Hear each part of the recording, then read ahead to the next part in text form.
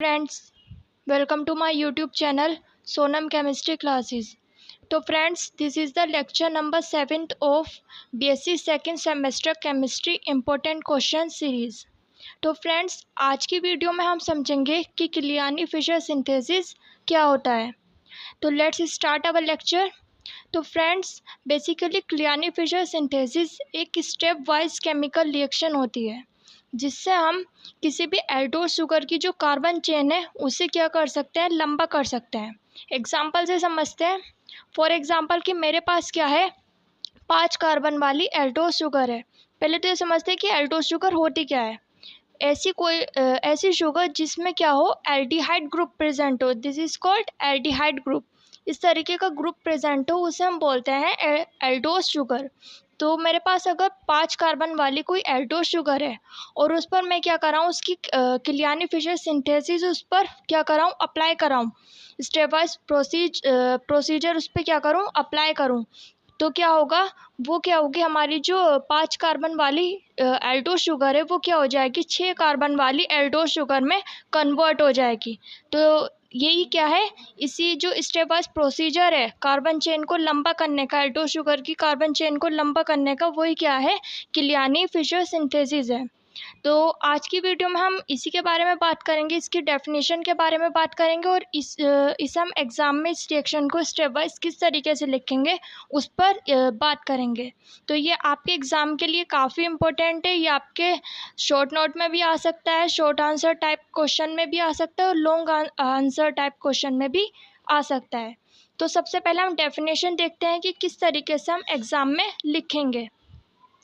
तो the aldose chain may be lengthened by 1 carbon atom by a procedure known as Kiliani Fischer synthesis. यानी कि कोई भी जो हमारी एल्डोज शुगर है उसे क्या कर सकते हैं, हम लंबा कर सकते हैं, एक कार्बन एटम और लंबा कर सकते हैं by procedure known as Kiliani Fischer synthesis. यानी कि क्लियानी-फिशर सिंथेसिस से हम किसी भी एल्डोज शुगर के जो कार्बन है उसमें एक और कार्बन एटम जोड़ सकते हैं। Thus an aldose sugar can be converted into the next higher member sugar। तो जैसे कि मैंने कोई एल्डोपेंटोज शुगर ली है, 5 कार्बन वाली शुगर ली है, उसे क्या कर सकते हैं, हम एल्डोहेक्सोज शुगर में कन्वर्ट कर सकते हैं। Now let's have a look on the mechanism of Kiliani Fischer synthesis. तो यहाँ पर मैंने क्या लिया है, एल्डोपेंटोज शुगर ली है, यानी कि 5 कार्बन वाली एल्डिहाइड ग्रुप वाली शुगर ली है। तो यहाँ पर this is called aldehyde group. तो यहाँ पर हम क्या कराएंगे, सबसे पहले स्टेप में हम इसकी रिएक्शन कराएंगे हाइड्रोजन साइनाइड से। तो ये होता है हमारा हाइड्रोजन साइनाइड। यहाँ पर मैं थोड़ा बड़ा करके लिख देती हूँ। तो ये क्या है, हमारा हाइड्रोजन साइनाइड है। इसमें क्या होगा, यहाँ पे तीन बॉन्ड के साथ नाइट्रोजन और कार्बन जुड़े हैं एंड देन यहाँ पर क्या एक हाइड्रोजन है। तो आप यहाँ पर देख रहे हैं इसकी रिएक्शन होगी इस वाले ऊपर वाले कार्बन से, इस वाले कंपाउंड के ऊपर वाली जो कार्बन है उससे इसकी रिएक्शन होगी। किस तरीके से होगी देखते हैं। तो यहाँ पर हम देख रहे हैं कि जो यहाँ पर ऑक्सीजन है वो क्या है, कार्बन के साथ 2 बॉन्ड से जुड़ा हुआ है। तो यहाँ पर क्या होगा, यहाँ पे एक बॉन्ड ब्रेक हो जाएगा। यानी कि यहाँ पर अब एक ऑक्सीजन भी एक बॉन्ड बना सकता है अपना और कार्बन भी एक दूसरा बॉन्ड बना सकता है, क्योंकि दोनों के पास क्या हो जाएंगे, एक एक इलेक्ट्रॉन आ जाएंगे। अब यहाँ पर देखते हैं ये जो हमारा हाइड्रोजन साइनाइड है, यहाँ से ये वाला जो हाइड्रोजन और कार्बन के बीच में जो बॉन्ड है वो क्या हो जाएगा, ब्रेक हो जाएगा।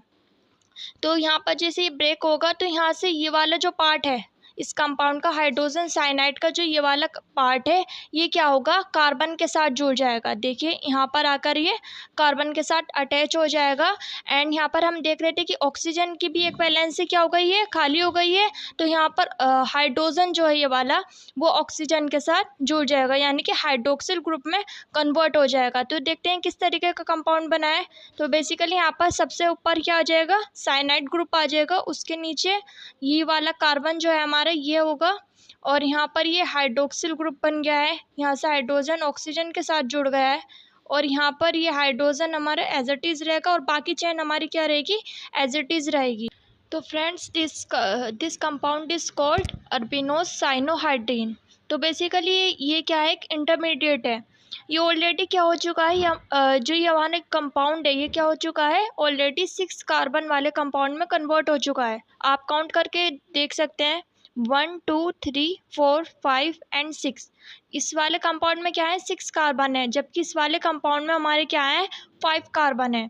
तो ऑलरेडी क्या हो चुका है 6 कार्बन वाले कंपाउंड में कन्वर्ट हो चुका है। अब हमें क्या करना है इस 6 कार्बन वाले कंपाउंड को डेट इज अरबिनोज साइनोहाइड्रीन को हमें क्या करना है एल्डोहेक्सो शुगर में कन्वर्ट करना है, यानी कि 6 कार्बन वाली शुगर में कन्वर्ट करना है। तो अब नेक्स्ट स्टेप में हम क्या करेंगे इसकी रिएक्शन कराएंगे H2O के मॉलिक्यूल से, यानी कि वाटर मॉलिक्यूल से। तो यहाँ पर मुझे चाहिए होंगे 2 मॉलिक्यूल्स ऑफ H2O। तो यहाँ पर मैं यहाँ पर खोल कर लिख देती हूँ। तो यहाँ पर मैंने क्या लिए हैं बेसिकली 2 H2O के मॉलिक्यूल लिए हैं। तो अब क्या होगा क्योंकि यहाँ पर क्या है नाइट्रोजन है, साइनाइड ग्रुप में क्या है नाइट्रोजन है, तो इस नाइट्रोजन क्या करेगा इस तरीके से 3 हाइड्रोजन के साथ रिएक्शन करेगा। इस तरीके से ये 3 हाइड्रोजन हमारे क्या होंगे नाइट्रोजन के साथ रिएक्शन करेंगे। देखिए आप ये वाला जो H2 है ये पहला H2 है हमारा, ये दूसरा H2 मॉलिक्यूल है। इसमें से क्या होंगे पहले वाले में से 1 हाइड्रोजन और दूसरे वाले में से 2 हाइड्रोजन क्या करेंगे नाइट्रोजन के साथ रिएक्शन करेंगे। तो जब नाइट्रोजन के साथ 3 हाइड्रोजन रिएक्शन करेंगे तो वो क्या बना लेंगे अमोनिया क्रिएट कर लेंगे यहाँ से, यानी कि यहाँ पर क्या होगा अमोनिया रिलीज होगी एज अ बाय प्रोडक्ट। तो यहाँ से जब ये अमोनिया रिलीज होगी तो यहाँ से क्या होंगे कार्बन के ये वाले तीनों बॉन्ड क्या हो जाएंगे ब्रेक हो जाएंगे, है ना। तो यहाँ से क्या होंगे 3 बॉन्ड हमारे और नए बनेंगे, क्योंकि यहाँ से क्या होगी कार्बन की वैलेंसी कम हो गई है। एक्चुअली यहाँ से क्या होंगे 2 ऑक्सीजन बचेंगे हमारे और 1 हाइड्रोजन बचेगा, क्योंकि आप देख रहे हैं ये वाले क्या हुआ है 3 हाइड्रोजन गए हैं, तो आपका ये वाला ऑक्सीजन बचा है और एक ऊपर एक हाइड्रोक्सिल ग्रुप बचा है। तो क्या होगा इस जब यहाँ से नाइट्रोजन का कार्बन के साथ बॉन्ड ब्रेक होंगे ये तीनों, तो क्या होगा कि एक ऑक्सीजन, क्योंकि हम जानते हैं ऑक्सीजन कितने बॉन्ड बनाता है 2 बॉन्ड बनाता है, तो ऑक्सीजन क्या करेगा एक कार्बन के साथ 2 बॉन्ड बना लेगा और ये वाला हाइड्रोक्सिल ग्रुप यहाँ पर आकर एक बॉन्ड बना लेगा और बाकी हमारी ये चेन क्या होगी एज इट इज़ रहेगी। ये जो कंपाउंड बना है ये भी क्या है एक इंटरमीडिएट ही है। तो इसमें आप देख रहे हैं इसमें क्या हुआ है ये वाला जो साइनाइड ग्रुप था वो क्या हो गया है कार्बोक्सिलिक एसिड ग्रुप में कन्वर्ट हो गया है। तो friends this is called carboxylic acid group, ये वाला ग्रुप है हमारा कार्बोक्सिलिक एसिड ग्रुप। अभी भी ये क्या है इंटरमीडिएट है, यानी कि हमारे प्रोडक्ट में कन्वर्ट नहीं हुआ है। अब क्या होगा नेक्स्ट स्टेप में यहाँ से हमारा H2 मॉलिक्यूल रिलीज़ होगा। देखिए किस तरीके से रिलीज़ होगा, ये जो कार्बोक्सिलिक एसिड वाला हाइड्रोक्सिल ग्रुप है और यहाँ से ये सेकंड लास्ट वाला जो कार्बन है उसका जो हाइड्रोक्सिल ग्रुप है उसका जो हाइड्रोजन है और यहाँ से ये वाला जो कार्बोक्सिलिक एसिड का हाइड्रोक्सिल ग्रुप है आपस में रिएक्शन करेंगे। ये रहा OH एंड ये वाला H, तो H प्लस OH क्या बना लेंगे H2 मॉलिक्यूल रिलीज़ करेंगे। तो आप देख रहे थे पिछले स्टेप में क्या हुआ H2O मॉलिक्यूल से रिएक्शन हुई और अगले स्टेप में क्या हुआ एक मॉलिक्यूल H2O का रिलीज़ हुआ कंपाउंड से। अब क्या होगा क्योंकि यहाँ से क्या हुआ है कार्बन की वैलेंसी क्या हो गई है इनकम्प्लीट हो गई है, यहाँ से एक बॉन्ड कम हो गया है और यहाँ से ऑक्सीजन का एक बॉन्ड कम हो गया है। तो यहाँ पर ये क्या होगा ये वाला कंपाउंड एक साइक्लिक स्ट्रक्चर में कन्वर्ट हो जाएगा। देखिए किस तरीके से आप यहाँ पे देख रहे हैं इसका ऑक्सीजन बचा हुआ है, यही ऑक्सीजन क्या करेगा ये वाला ऑक्सीजन यहाँ बीच में आ जाएगा और यहाँ से इस कार्बन के साथ भी जुड़ा रहेगा और इस वाले कार्बन के साथ भी जुड़ा रहेगा। यहाँ पर जो हम ये स्ट्रक्चर बना रहे हैं एक्चुअली हम ये क्या बना रहे हैं 2D स्ट्रक्चर बना रहे हैं। एक्चुअली में कंपाउंड इस तरीके से नहीं होते, ये जो स्पेस में कंपाउंड हमारे प्रेजेंट होते हैं ये कंपाउंड एक्चुअली क्या होते हैं 3 डायमेंशनल स्ट्रक्चर होती हैं। तो आपको ये यहाँ पर इस तरीके से 2D में इतना ज़्यादा समझ में नहीं आएगा, आप 3D में इससे विजुअलाइज करके देखिए कि यहाँ पर क्या होगा ये वाला जो ऑक्सीजन है ये वाला ऑक्सीजन इस वाले कार्बन के साथ भी बॉन्ड बनाने लगेगा और इस वाले कार्बन के साथ भी बॉन्ड बनाने की वजह से क्या हो जाएगा साइक्लिक स्ट्रक्चर में कन्वर्ट हो जाएगा।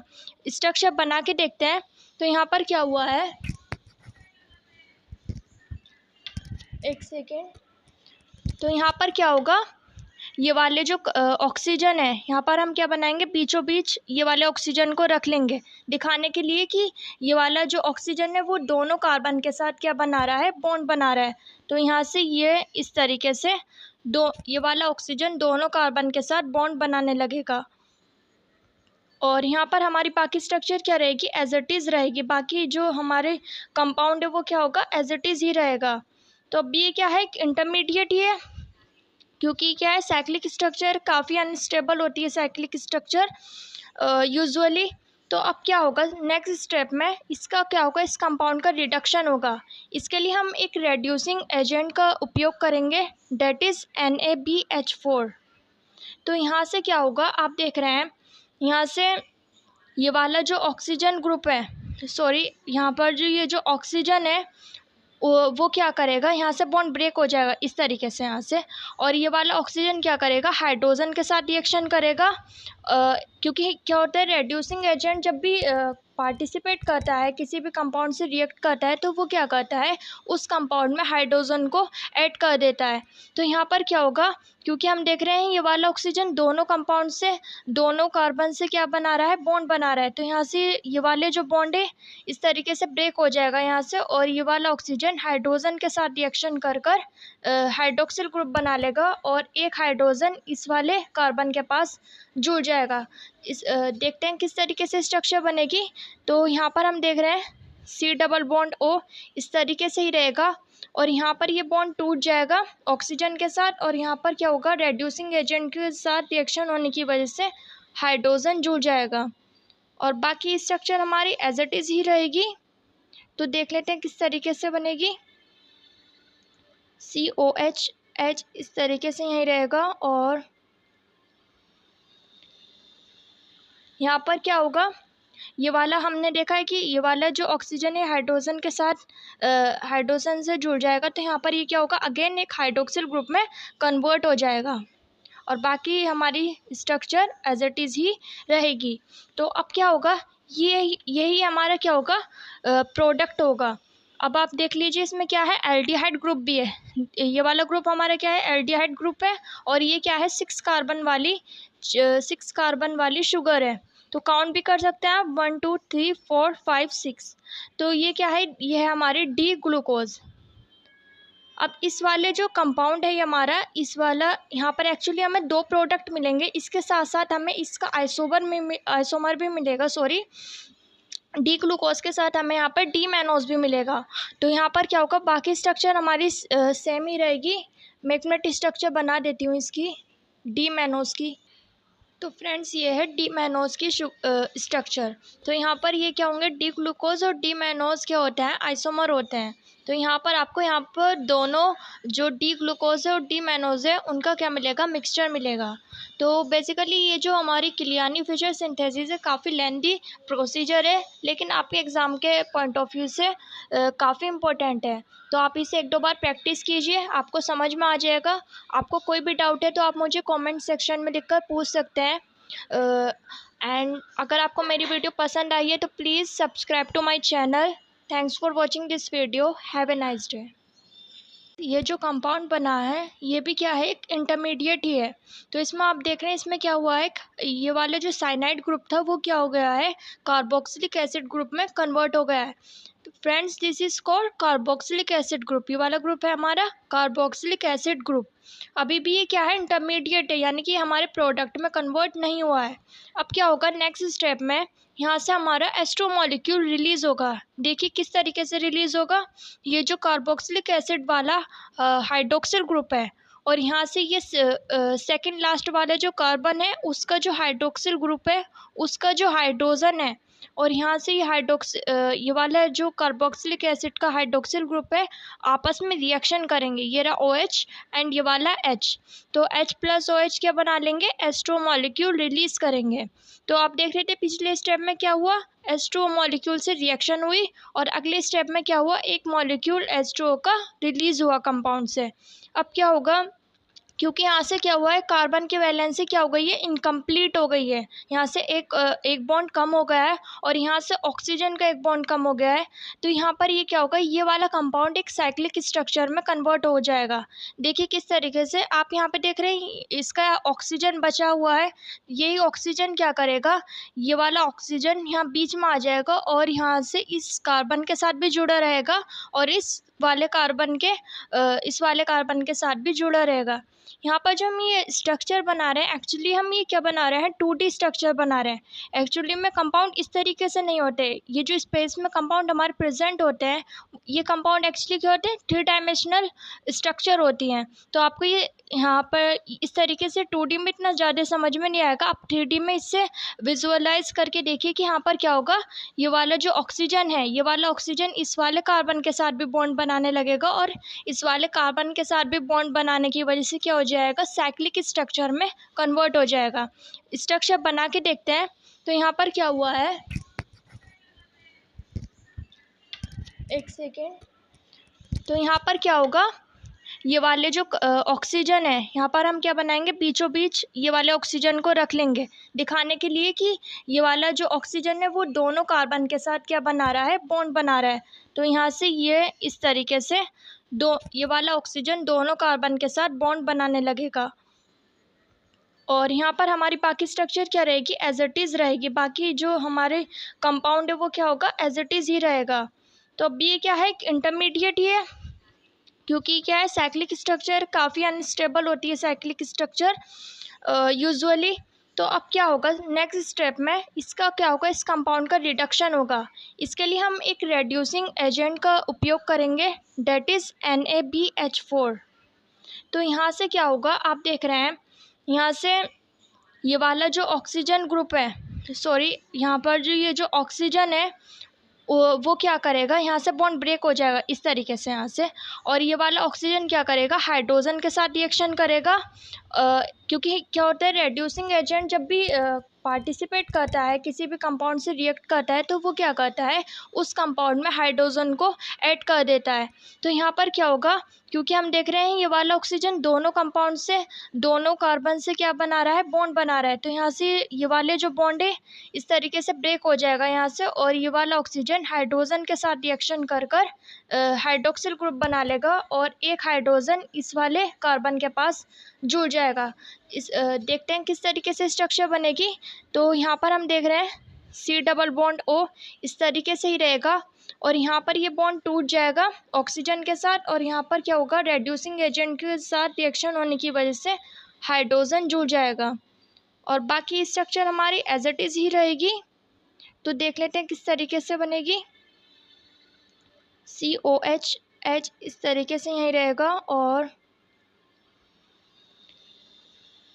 यहाँ पर क्या होगा, ये वाला हमने देखा है कि ये वाला जो ऑक्सीजन है हाइड्रोजन के साथ हाइड्रोजन से जुड़ जाएगा। तो यहाँ पर ये क्या होगा, अगेन एक हाइड्रोक्सिल ग्रुप में कन्वर्ट हो जाएगा, और बाकी हमारी स्ट्रक्चर एज इट इज़ ही रहेगी।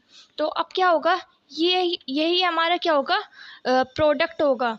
अब आप देख लीजिए इसमें क्या है, एल्डिहाइड ग्रुप भी है।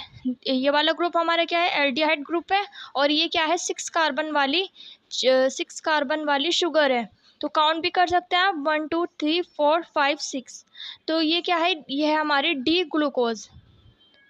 अब इस वाले जो कंपाउंड है ये हमारा, इस वाला यहाँ पर एक्चुअली हमें 2 प्रोडक्ट मिलेंगे, इसके साथ साथ हमें इसका आइसोमर भी मिलेगा, सॉरी डी ग्लूकोज के साथ हमें यहाँ पर डी मैनोज भी मिलेगा।